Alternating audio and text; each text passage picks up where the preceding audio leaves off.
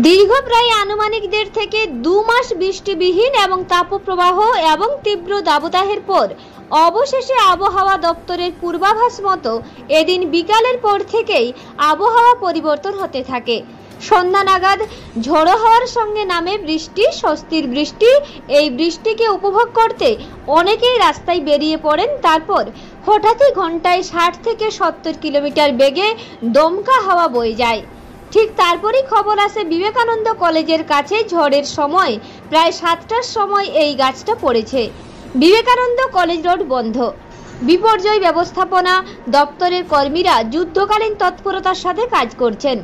গাছ পড়ে আহত বা নিহত কেউ হয়নি বলে স্থানীয় সূত্র মারফত জানা গেছে।